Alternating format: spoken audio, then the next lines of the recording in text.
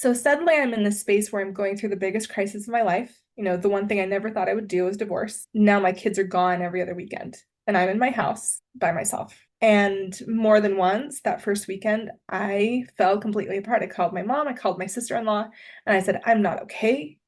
I just need you to be with me. You don't have to do anything, just be with me. I don't even know that I'll talk. I'll probably cry, but I just want you to hold me.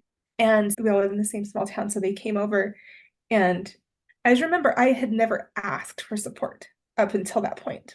And I think what we don't realize, like, we're so quick to help other people, and we forget that people will be just as quick to show up for us.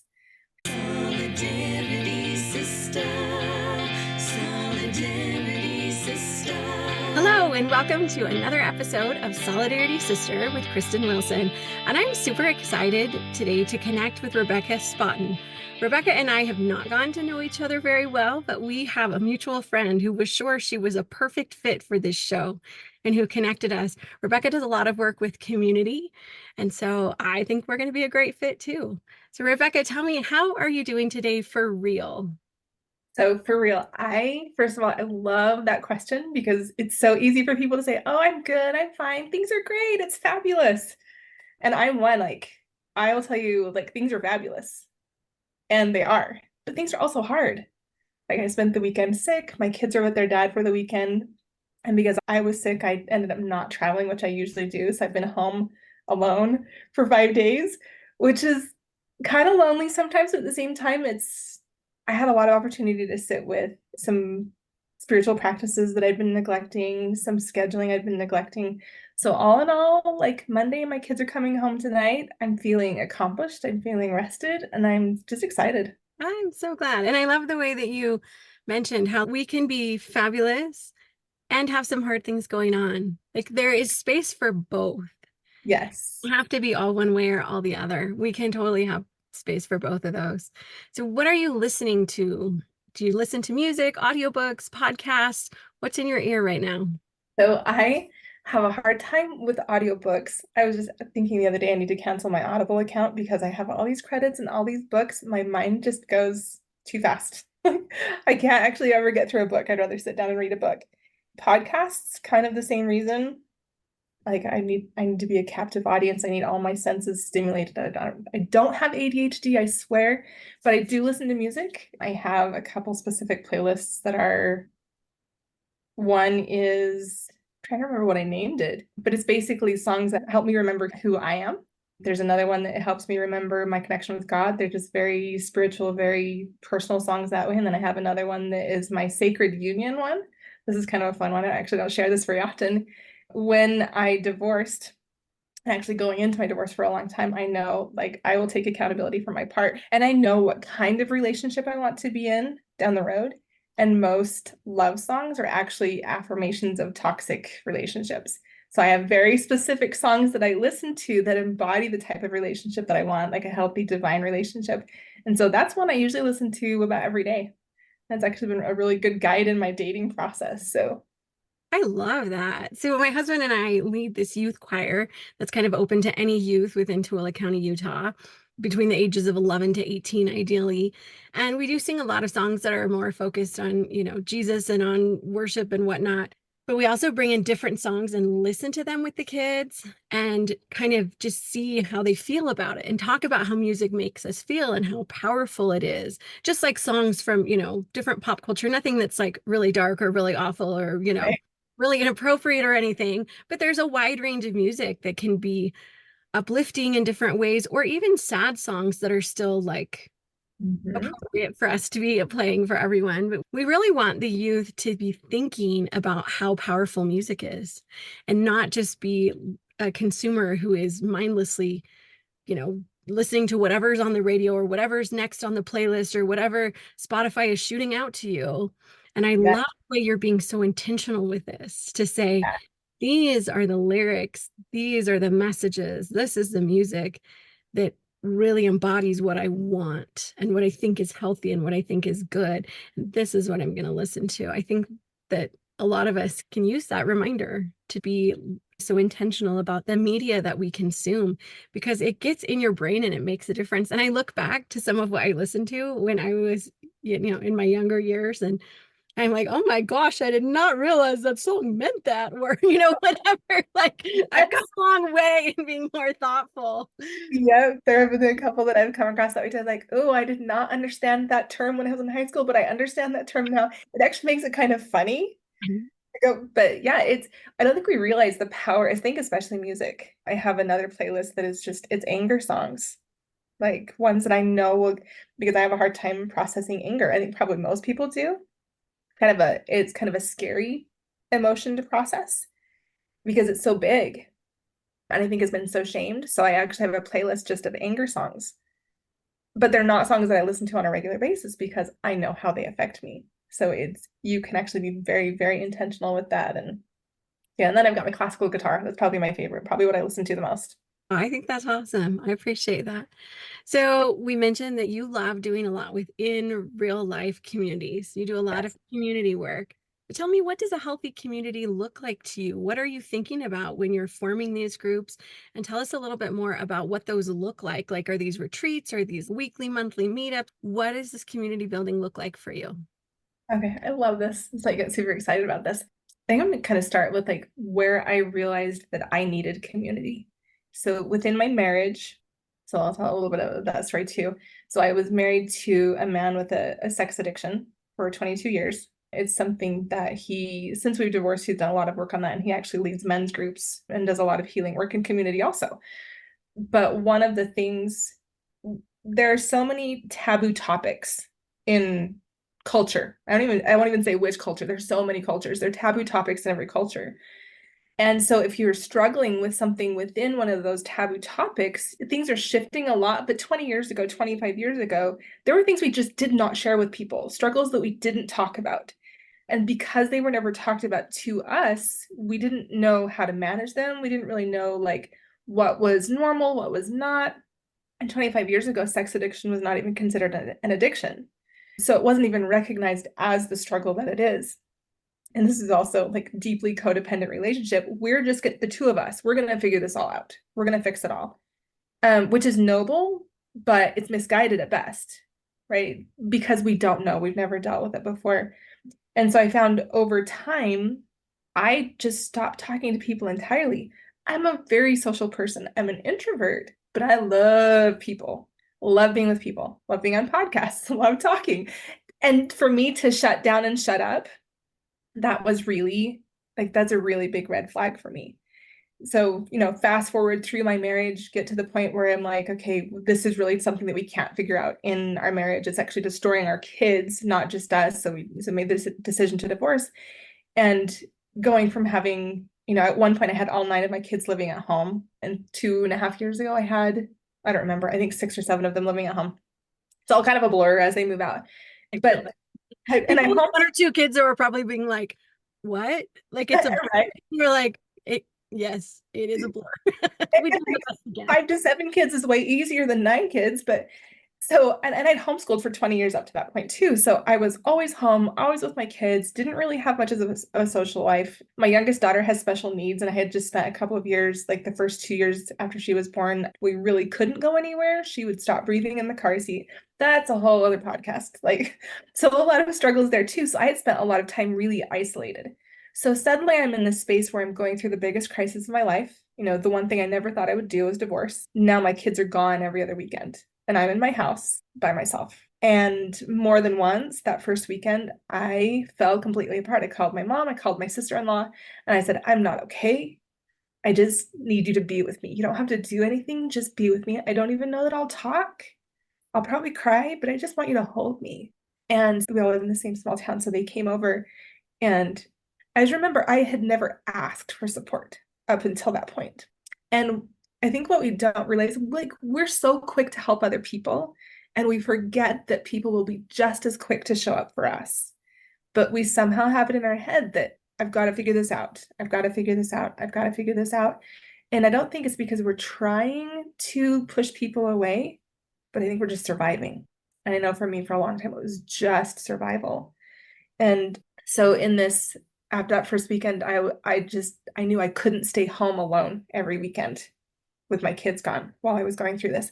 So I started putting on social media, hey, I'm going to be in Utah County, or I'm going to be in Salt Lake County, or I'm going to be in Davis County. Who's got a couch or a bed I can sleep on, and who wants to go to lunch? And so I literally couch surfed every other weekend for almost a solid 2 years. And we would meet, there would be 10 to 15 women who would come to lunch with me. Sometimes it would be two or three. And people would be like, well, when are you doing this again? Like, come stay with me, come stay at my house. And I don't even know how many times I stayed at the same person's house, maybe at most 2 or 3 times. I probably should have been keeping track. It would be really cool to look back and go, oh my gosh, I've spent so much time with so many people. But the thing that happened, the traveling itself was cathartic for me. I live 2 hours from the Wasatch Front, and I just needed to get out of here. And so the traveling itself was cathartic, but sitting with people started telling me their stories. And just like I had needed to be heard and I had needed to be held, other people needed to be heard and seen and held too. And I started seeing these patterns in, like, everybody has the same core wounds. We all have the same story. It's wrapped in a little bit different package, but we have isolated ourselves so much. We think we're so connected with social media, right? Because you've got access to all these, but it's more isolating than it is anything else because it's not real. Like when you asked, how are you really? Those are the questions we're not asking. And we're letting people off the hook when we ask how you're doing and we accept a pat answer of, I'm great, things are great, I'm fine, it's good. I always say, if you don't want the answer, don't ask the question, right? But if I ask the question, I really truly want the answer. And one of the things that I've started doing is I'll ask, what's real and present for you today? Not how are you? Because we have this automatic programming in with an answer for how are you. But when you ask someone what's real and present, they go, oh, nobody's ever asked me that before. Or how can I support you today? My mentor asked me one time, she goes, do you know why you're gathering women? And I said, I have no clue, but I'm sure God will show me as time goes on. And fast forward a little bit more, I created something called the Utah Women's Circle a year and a half ago that morphed into what I call now circles of sovereignty, because I do not just women's circles, but sometimes women's and men's combined circles. And it's literally a place with a safe structure where people can come to be heard, to be seen, to be held, to be loved, and to remember that they're whole. We all think we're broken and we're not. We're not. And so it kind of morphed over time into the circles. I've trained other facilitators to do the same. So I have 3 facilitators, one in Washington, one in Utah, and one in Idaho, who use the same structure that I do. And I'll be training more facilitators in the near future. I also do retreats for healers, retreats for women. We work on the feminine archetypes, kind of a reclamation of our femininity. And I used to do coaching one-on-one, and I still do it from time to time, but I love watching what happens when you put people in a room together and create a safe structure where they can learn to hold each other's stories. We have a really hard time, especially as women, holding each other's stories without wanting to fix it. And so often what people need is just to be witnessed. They don't need a solution. I don't need a knight in shining armor. And that can be totally misconstrued. I need men. I love men. I have 7 of my 9 children are boys. So I definitely have a soft spot in my heart for men, but I don't need to be rescued by anyone. I really need to find the strength within myself to pull myself out of those dark spots. And that's what everybody needs. But sometimes I need the strength of somebody being with me to see that, like, sometimes you feel like you're going to fall apart, and just really being seen and being heard and being held. You feel like, okay, circle the wagons. I'm going to fall apart for a minute, watch for wolves, and in a minute, I'm going to put myself back together. And that's really, to me, kind of what community is being able to see someone's story, let it be their story, share your story and let it be yours, and empower each other to dig up from the bottom without ever feeling like you had to fix or save someone else, because nobody wants that. And there's a different energy to it too. When someone sits with you, and, I have a daughter who this last week shared something that she was going through, one of my older kids, and a couple of ideas came to my mind. And I said, would you like some ideas to try? And she said, no, I think I have an idea that might work for me. And so she told me about her ideas, and I think that they were fantastic. And I just said, if something comes up and you want to know what I'm thinking, let me know, but kind of just let it go. And I think that It's that same space. Sometimes when we see someone, we might have an answer that might Mhm. help them. But when we assume that we have the answer that will help them, that's Right. what goes wrong, you know, like, and to be able to ask permission, because sometimes we actually do need someone else. And sometimes we do want their advice and we do want their feedback, but it really has to come from the person who's experiencing the story. They have to be the one to ask for that advice. So we Yeah. can offer, if there's something we're thinking of, you know, would you like to hear suggestions of what other people in your situation may have done? But if they say no, then we let that go. That's the end. We honor that. We honor that no. Yeah. That's something that was really, really hard for me to learn because I'm so solutions oriented. Like, and I think a lot of us are, and this could go deeper. Like, it was safer for me to have a solution than to feel what I was feeling. So if I can just fix the problem, then I don't have to deal with my discomfort over what you're dealing with. Yes. And that is super, super hard for people. And so I've gotten now, and I just had a conversation with my best friend this morning, and I caught myself for a second going to solutions. And I was like, nope, she does not need solutions right now. She needs empathy. You will never go wrong by defaulting to empathy. But more often than not, if you default to solutions, it's the wrong answer. And even like whether it's one of my kids or one of my clients, somebody who comes to an event, or a friend, I'll ask, would you like empathy or solutions? Right? More often than not, I go straight to empathy. But if it feels like they're really, really struggling with something, or it's not that. We're going to be truthful about this. If I feel myself jumping to solutions, I know I'm skipping empathy. And so I'll ask. There are a lot of people who do come to me for solutions. So it's easy for that to be my default. But you're not going to go wrong choosing empathy. And empathy, people get caught up in I'm an empath or I'm not an empath, right? As if being an empath makes you naturally better at empathy.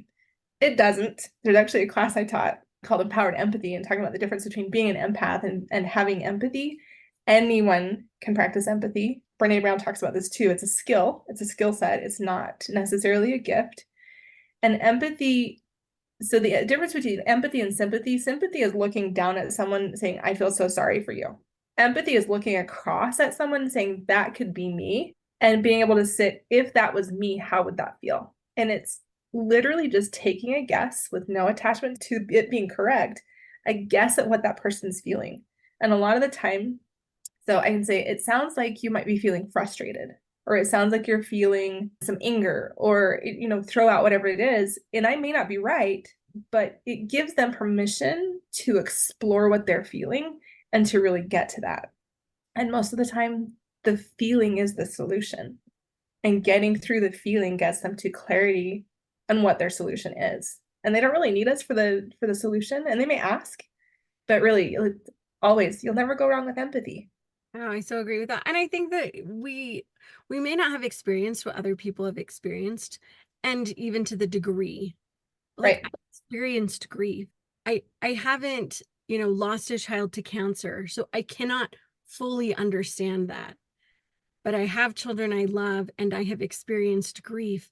And so I can get in that space where I can listen open-heartedly, because Yes. I can at least connect by saying, I do know what grief feels like. Not to say that I know exactly how they're feeling. I don't think that's true. I don't think we can know exactly how someone else is Ever. feeling, Right.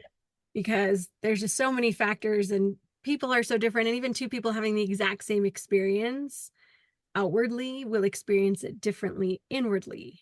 So we can't know, but we can at least come to them, like you're saying, across the table. Instead of looking down or trying to look up, we can come and meet each other where we are. And I think there's so much beauty in that kind of connection. And it really deepens relationships in a way that sympathy and, like, it's off-putting. That's not community building in the same way, even if it's well-meaning. And you know, it can just be the way we say it. And I think sometimes I was thinking of, like, people send sympathy cards. We're not saying don't send a sympathy card. We're Right. saying send the sympathy card with empathy. Yes. Yeah. Well, and it's like Brown says, it's a skill set. It's just It, a skill set we haven't learned yet. And she talks about it. I'm pretty sure it's in Atlas of the Heart that she talks about that. I have enough of her books, so I don't remember which one. I'm pretty sure it's Atlas of the Heart. I have read them all and I own them all But in audiobook and in print. So yes. yes. Yeah, so in there somewhere, you can probably find a quote online or even find what you need online with that. But it's just sitting with, okay. And so for the listeners, if you don't know if you're sitting in empathy or sympathy or solutions, just kind of check yourself the next time somebody comes to you and check with how you feel. Where's your discomfort? Because most of the time our solutions are coming from our own discomfort. And and it's like you said, you may not have had the same grief causing experience, but we all have the same core emotions. We all have the same core wounds. They are wrapped in a different package. We have a little bit different flavor to our story. But there is something in my life that when someone's sharing, I have experienced that same emotion. But if I have, and I know this was true for me for a long time, and it's probably true for a lot of people, I shut my emotions off because they were scary. And when I was not doing the work of feeling my own emotions, I could not have empathy for another person. So I think a lot of us who go to sympathy or solutions as that first default, it's because we're not sitting with our own emotions. The same mentor that asked me why I was gathering women, she would this was the first year after my divorce, and it was so powerful to have her as a mentor. And I would be struggling with something hard, and she would say, just sit in it. And I'm like, but I don't want to. It's yucky. She's like, just sit in it. And yeah, like the more you can sit in and be comfortable with the discomfort of your emotions, the easier empathy becomes. It's so true. And one thing that, and we even discussed it in a different episode, but something I learned years ago was that when we feel an emotion, like the physical sensation of that emotion, it's only 60 to 90 seconds at a time. And I spent many years like you, like I'm not going to feel anything, but also we can't selectively numb. So if we're numbing the hard feelings, we're also numbing joy. We're also Yes. numbing like the good stuff. You can't, it's a package deal. And Mm-hmm. learning that 60 to 90 seconds. So if you're feeling that wave of absolute betrayal or absolute, like deep disappointment, grief stricken disappointment, or whatever the thing is, 60 to 90 seconds, or even the anger, 60 to 90 seconds. Like you can give your body that 60 to 90 seconds, but then if you feel it, then it releases it. Yes. Don't, then you're storing up all these 60 to 90 seconds of emotions that do store in the body. And there are books about that too. The body Yeah. keeps the score, or feelings buried alive never die, or any of those kinds of things. Like you do, feeling is so important. And it is one of the things that I'm teaching a master class later this month. And we're talking about cultivating habits of self-love. And one of the really important things that I have learned is that self-love is also at the heart of community building. Yes. If you are numbed out, if you are in that place where you can't hold space for yourself, it is harder for you to be a community member. It is harder for you to let other people hold space for you, and it's harder for you to hold space for other people. And that kind of relationship you have with yourself really influences the relationships you're going to have everywhere else, and you can't escape yourself. Like you're with you all the time, and so doing the work is hard and it's not always fun, and it can feel painful at times, but then it opens up this world of possibilities that doesn't exist when you're just in your shell, hiding from all of the things you don't want to recognize. Yes, you are singing my song. I've said this so many times. You until you know the capacity to hold your own emotions, you don't have the capacity to hold someone else's. You have to be able to hold your story. And that's in those circles that I do, that's part of what we teach people how to do is to be able to hold your own story and hold the stories of others and not lose yourself in the process. Like to be able to sit face to face with someone. And so I'll backtrack a little bit and hopefully this is helpful for some people. So when I was growing up, and these are conversations I've had with my parents, so this is not from a place of condemnation of my parents. I have a great deal of respect and love for my parents. Until I left home, my dad had no empathy. And he's the one who told me, he goes, up until 25 years ago, I did not understand empathy. I couldn't feel anything. It was safer for me to shut off my emotions. And so I had a father who, if you look in father-daughter dynamics, my father is the one who needed to be able to hold space for my big emotions. He needed to create that container of safety for me so that I could feel. And my mother struggled with depression. So she was on depression medication, and she'll tell you she was numb. So I had two parents with numb emotions. And I'm not abnormal. I'm probably pretty normal. I have really big emotions. And I didn't know what the container for those emotions looked like growing up. So then when I started going into this healing process for myself and go, okay, I'm not going to run from my emotions anymore. I've got to stop running. I'm going to feel it. I know I'm safe, but sometimes that anger, oh my goodness. The first I had a coach last summer and he gently pushed me into processing some of that anger. And I'm like, and he's like, just yell. And I was like, I can't. It scares me. I don't know how big my anger is. And when I was married, my ex was very volatile. He had struggles with his anger. So anger to me was only danger. Mhm. So pushing myself into that, and once I did, it's like this is why I have this anger playlist. Like I had to push myself into it repeatedly. It's like somebody dropped a Mentos in a Coke bottle because once it started, I couldn't stop. And so I repeatedly, and I did events last summer to help other people process anger because I was processing my anger. I'm like, I can't be the only one.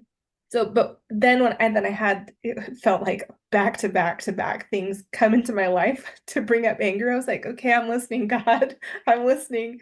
And when I finally let myself go into that anger and I screamed and yelled at God, and I laid in my bed and I kicked and screamed like a little girl. And 90 seconds, like it was huge. And after it was over, I was like, is that all? That's it. All? Like I was afraid of that, but it's this fear of the unknown. We don't know how big it is because nobody has ever modeled. That's a generalization, but for most of us, nobody has modeled a safe container for that anger, right? And I love how you talk about you can't selectively numb emotions. Like for me, everything was numb until my youngest daughter was born. She was really, really hard. She was born with achondroplasia, so she's a dwarf. That comes with its own set of health risks and concerns. But she is such a special little soul. She brings joy. And I didn't know till I had her that I had forgotten what joy felt like. And she woke my emotions up, like fear, anger, like all like surgeries and MRIs and like all of this stuff that I never thought I would have to deal with. And you get pushed into this world that is so foreign. But opening my heart up to joy again, to be able to feel that was really the door to open up anger, sadness, grief, to be able to face the betrayal, to be able to face like the fear of the unknown. And I've had to sit with a lot of my own darkness in the last 2.5 years. I had to get myself into a space where I was no longer in fight or flight, right? That's a big one for people. And that's why we create the safe containers of these circles in different smaller communities, is to create a container where, okay, first, you're not at risk. You are safe. And when you are safe, you can feel. And as big as my anger is, my joy, my passion, my excitement, my sadness, and and it was hard. And this is why my mentor kept saying, just sit in it. Just sit in it. Stop shaming it. Because the anger is because somewhere you've had a boundary crossed. There's a reason for it. It's not just random. It's not just there to be destructive. Anger is probably one of the most constructive emotions that you can experience, yet we run from it. And I guess I'm just going deeper in what you said, like being able to hold your own story, being able to hold your own emotions. And the bigger your emotions are, and the more you can sit with them, you will get to a deeper layer. You'll think, man, that was huge. I did not know I could be so angry. Guess what? Something's going to happen down the road and you're going to go deeper. Same with your grief, same with your joy. And if I want to experience joy, and this is why when people ask me how I'm doing, I will tell you most of the time, I'm doing fabulous. I really, really am. There's still some really, really hard things in my life, but as hard as they are, that's also how big my joy is. And because I can sit in all of that now and not shame it, not push it away. I watched a movie before bed last night. It's called The Lost Husband. And I won't go through the whole plot, but at one point, the little girl in there says to her mom, the dad had passed away. She said, I miss daddy. And I started sobbing. I just started sobbing. My kids are, a block and a half away at their dad's house. I've had my kids say I miss dad. And so that hit really, really hard for me. And I wanted to just turn the movie back on and keep going. And I was like, nope. I get to sit with what this is and what the sadness is for me and what the grief is. And there was some anger in there too. And so I had the movie off for probably 5 or 6 minutes while I let myself sit in and I sobbed. Apparently, I needed to cry this weekend. It was time for that stuff to come up. Never expected it coming from that movie, but giving myself permission to feel and then be able to move on. And then you can still be fabulous because And I you're can still be fabulous today. yes, yes. No, I think that's awesome. So tell me a little bit about how, as you went through the things with the betrayal, the addiction difficulties that led to the divorce, to becoming divorced, to splitting time with your kids, which is so hard. How have people shown up for you through these really difficult experiences? How have they shown up well? How have they not shown up well? Because you are definitely not the only woman who is in this situation. There's so many women that in all of our neighborhoods, so for whatever reason, they feel like they need to get divorced. They're going through these different things. How do we show up better for our divorced friends? Oh, listen to them. Just a lot of the time, it's that witnessing thing again. They just probably need to be heard. I had done a lot of work before my divorce. And there are some people the real work really starts after your divorce. The most helpful was having a mentor who had been through it before. So this mentor, Dixie, she's the one I've been talking about. She is old enough to be my mom. She actually has a son my age, and she divorced kind of around the same age. There are a lot of similarities in what she went through and what I was going through.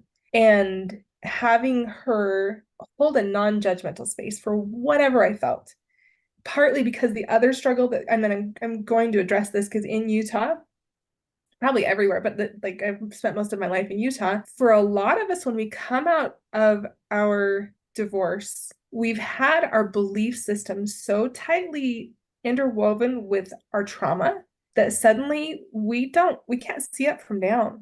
We don't know what's true anymore. We don't know what's right anymore. All we know is that we finally like feel some hope and some freedom. And it takes time to unravel your beliefs from your hurt. And one of the best things that she did for me was hold a non-judgmental space for me to put all of my beliefs about everything about myself, about my religion, about my family, about my ex-husband on the shelf and take them down one at a time to unravel them so that I could live my beliefs in integrity.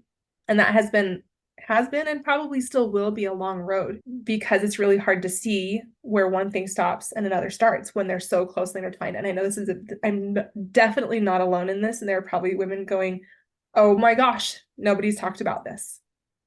And this is kind of how I felt like, why do people not talk about this? Why did I not know that I would experience this as part of my healing from divorce?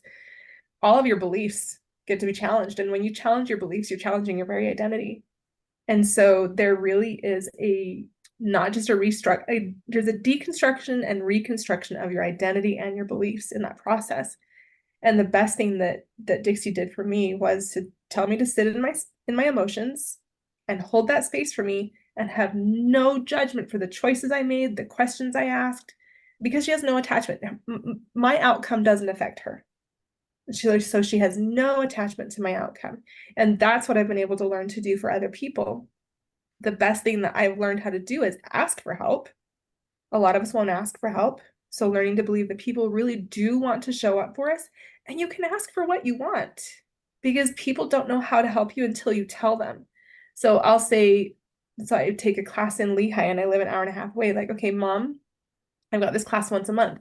Can you watch my kids on this day? Or I have friends on the Wasatch Front. I can't find a sitter, so I've got to bring them with me. Asking, knowing what you need, being able to ask for it, and knowing you've got a handful of people that will jump, and if they can't, they'll say no. And it's okay if they say no. So the most helpful things have been no judgment for what I'm going through whatsoever. No judgment for how I feel about myself, how I feel about my ex, how I feel about my religion, just holding that space for it to be my process without any attachment on their part.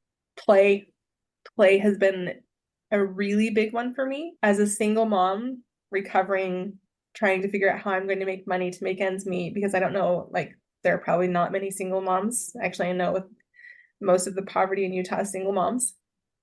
We're figuring out how to do it all on our own.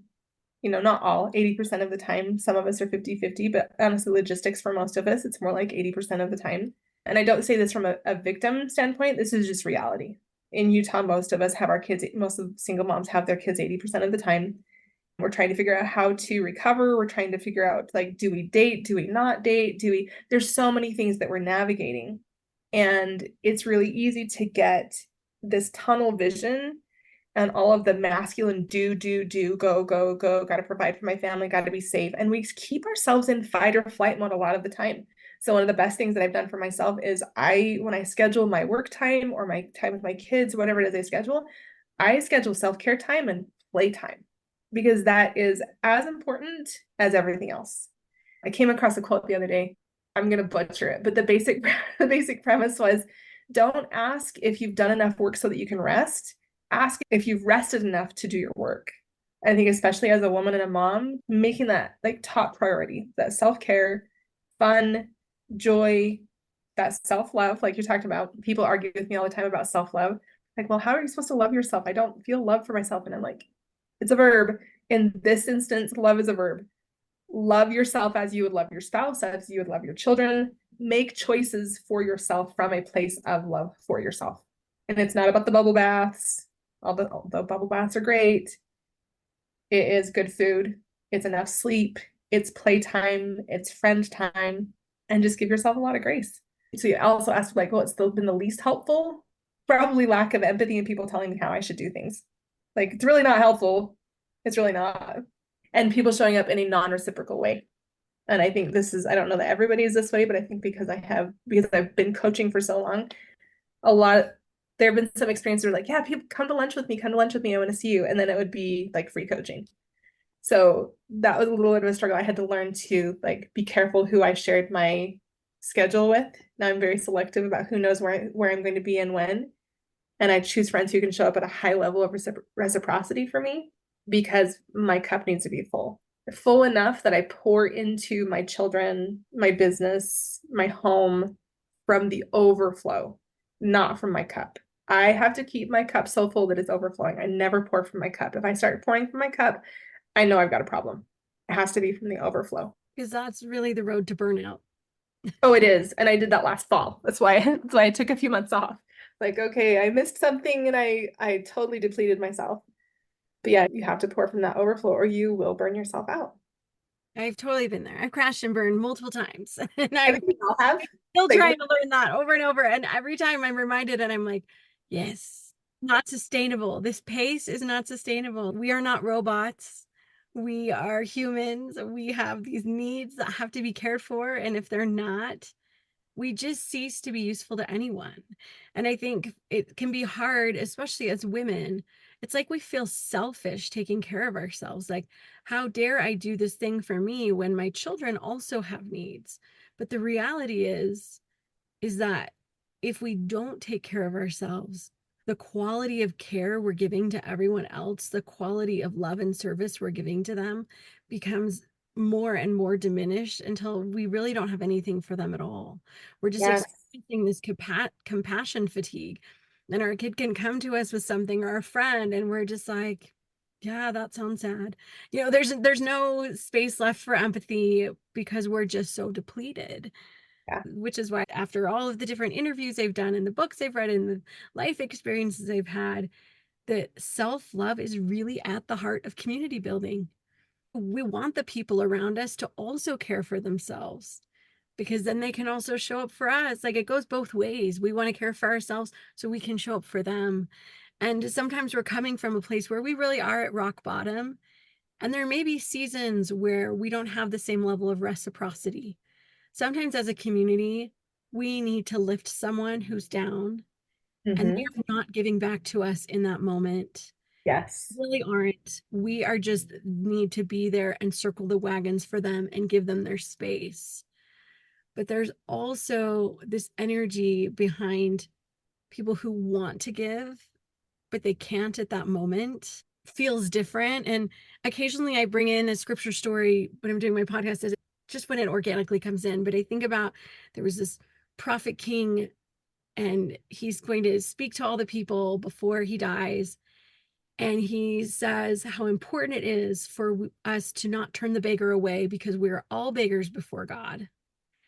And then he says, and now I'm speaking to you who have just enough for you, but you really don't have anything left over. But if you're saying in your heart, I wish I had more so I could give, basically he's saying you're still right with God. If Right. your desire is that you wish you had to give, you see someone, you have compassion on them, you wish you could pay the rent of that single mom, but you literally don't have the money to pay their rent because you have your own family and your own expenses and you have just enough, but you care and you want to, that there's still an energy behind that caring, even if we can't follow through. So you Yeah. can still be part of the community and not be just sucking the community. I feel like if what's in your heart, it's okay to be down, because sometimes I think that keeps us from asking for help because we're like, no, but I'm not contributing right now. So I shouldn't ask because they all have their own problems. So I shouldn't be heaping my problems on top of them. But then that continues to breed that isolation and the Yes. same spiraling that doesn't help our community building. I really feel like it's okay to ask for help even in those moments where you have nothing left to give, because that's not your season right then. Yeah. Sometimes your season is to be a receiver, but be the kind of person who will pay it forward when the season changes for you. Yes. You're still creating these safe communities and allowing people to go through these experiences. Because I wouldn't want anyone listening to be like, oh, well, I shouldn't ask someone to lunch if I don't feel, but I know what you're talking about. There's a different energy around someone who is just taking from the community. There are people who just go through life just taking. Right. Well, and to clarify for you too, like when I kept seeing that pattern, that wasn't a pattern that was a problem with anybody else. That was my pattern of being okay with martyrdom. My pattern of being okay with giving too much without filling myself up. And it's also partly why I created the community events that I have, is so that, okay, you need to be filled up, but I can't fill everyone up one on one. So come into community where we can fill, where that synergy can fill everyone up. And it doesn't all have to fall on me, where I can still orchestrate this. And there are times, and I remember at one point thinking, because I'm one who I'll be a trailblazer. I always have felt like I'm out in front. I'm like, man, why am I always the one taking initiative? Had a humbling moment one day. I used to get up and walk like 4 or 5 o'clock in the morning during the summer. And I was like, man, everybody comes later. And so everybody's coming after me. And then I remember coming, I don't even remember exactly what triggered it. And I remembered all of the women who have come before me, who paved the way for me to be able to do what I'm doing as I continue to pave the way for the women who are coming behind me. And it's not about being above or below someone or really even ahead of or behind. We're all traveling on the same road. There will always be people farther ahead of us who have done a little bit more, have a little bit more experience. There will always be people coming after us. And this is a big part of community. That if we were all in the same place, would we really, I don't think we would need community the same way that we do. But when you have people who are across the board on all of the different struggles that they have, somebody may really struggle with finances and be great with emotions, and somebody else may have all the money in the world but suck with their emotions, right? And so we balance when we bring people into community, it's like pouring water in a bowl and it all just levels out and we fill in those gaps for each other. But I know that a lot of us, what we get caught in is martyrdom has been so glorified. Self-sacrifice has been so glorified that it's the only thing that we know. So if I had more, I would give more. A lot of the time turns into, I really don't have this to give, but I'm going to give it anyway, because that's the noble thing to do. But it's really not the noble thing to do. And it seems it's so counterintuitive for how we've been raised in our culture. But really, the most noble thing you can do is take care of yourself first. And it's like you said, at the core of community is that self-love. You have to take care of yourself first. I kind of actually wish it could be different. It's one of those things that I'm like, could it work differently? Because sometimes I don't actually like that concept. But the more I experience life, the more that is what it is. There are these universal truths. I don't always like gravity and the way that it works, but that is how gravity is. Even if it means your kid dropped your laptop, Gravity's there for you to watch your Yes. laptop fall to the ground. I can wish it were different, but like it is. And And there's actually safety in that, in knowing that something just is. Like it's so stable and so consistent. And that's actually part of our structure and part of our safety. It's when we argue with the reality that we create unsafety for ourselves. So some things just are, and thank goodness for that. that's true. I will adopt that perspective instead of me sometimes just wishing it could be different. There's really no positive forward moving energy in just wishing it could be different. Just accepting what is and working within the confines of that's where we are. That is how it works. So Yep. so do you have any upcoming women's circles or any things like if someone wanted to, I will put the links to you on social media, but to be Okay. able to find you, if they're like, hey, I live in Utah, I would love to be part of these circles. How would I find out more? Or it sounds like in Washington or Idaho, maybe too, that there are a couple of other Right. facilitators. Yep, there are a couple of facilitators up there. So right now, my next personal event is on February 25th in Sandy, and it's actually called Love Letters from Home. And we're going into sexuality, actually. But it's also sexuality from a place of self-love. And I'm not going to go into any more than that because it will ruin it. And it's kind of hard to explain. You kind of have to come and see what we're talking about. But I figured it's February and we're moving into, I don't know if you follow astrology, but at that point we'll be into Pisces season. And Pisces is really about divine love, unconditional love. So we'll be talking a lot about that. And so that's on the 25th in Sandy. Upcoming circles will be announced largely on the Instagram page Circles of Sovereignty. And then there's my personal Instagram and Facebook pages that I do stuff there. And sometime in the next few months we'll have website up and going and email lists and stuff like that. But for right now, just on social media. That'll be fun. And then I assume someone could contact you there if they were like, I want to become a facilitator. So they could reach out to you and be able to Absolutely. hear about that. That's fantastic. So Yeah. And this is and the other training other facilitators, this is the point that I got to where I'm like, I can't do this for everyone. I was doing events all over Utah, clear up in Brigham City, down in St. George, all up and down the Wasatch Front. On the weekends, I don't have my kids as a single mom. And I'm like, this is not sustainable. I have to figure something else out. And so I started training other facilitators, and the other facilitators have their own specific skills. So I'm not teaching them any specific modality. I'm teaching them how to create a structure and an environment where they can take the gifts and skills they have. So, for example, my facilitator in Idaho is a hypnotherapist. The one in Washington is a life coach and a Kundalini yoga instructor. So I teach them to take the gifts and skills that they have and translate that into a group environment because group environments have their own dynamics. So yeah, for anybody out there who's been doing one-on-one and really feels like they want to do more community building in a safe and consistent way, then that's who that is for. wow, that sounds awesome. I love that. So, all right, one of my big final questions that I love to ask everyone. If you had a billboard somewhere in the world that everyone was going to be able to read the message that was on it, what would you have that billboard say? I've said this so many times. You can transform every relationship in your life by transforming your relationship with yourself. Ooh, that's so true. That's profound. I like that one. I'll be pondering on that one. And are there any final messages that you'd want to leave our listeners with? Come home to yourself. I think that is like we scatter ourselves so far and so wide that really when we come home to ourselves and to our connection with the divine, everything starts there. Our validation, our worth, come home. That's a beautiful invitation. Well, thank you so much, Rebecca. I love talking about community, reminding myself and assuming everyone else is also benefiting from Yes, from what we get out of just learning to be connected to one another. Really, we were wired for that connection, and sometimes we just don't know how.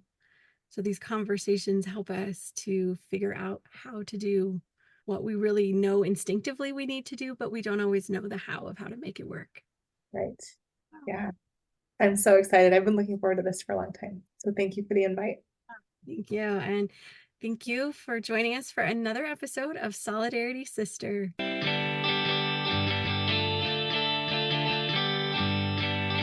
If this podcast is adding value to your life, will you please let me know?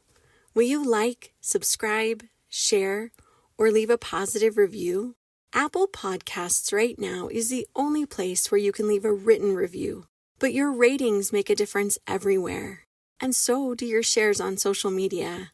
If you're hearing an episode and a friend's name comes to mind for you, will you please pass that episode on to them directly? If you're thinking of them and you're thinking that it will be of benefit to them, then go ahead and share that. Also, we are meeting for the second time this week for our Solidarity Sister Book Club, where we're going through Brené Brown's Gifts of Imperfection in community over a period of 15 weeks. I would love to have you join with us. See the show notes for details on how to join. Thank you for being part of the Solidarity Sister community. We needed you. Solidarity Sister, Solidarity.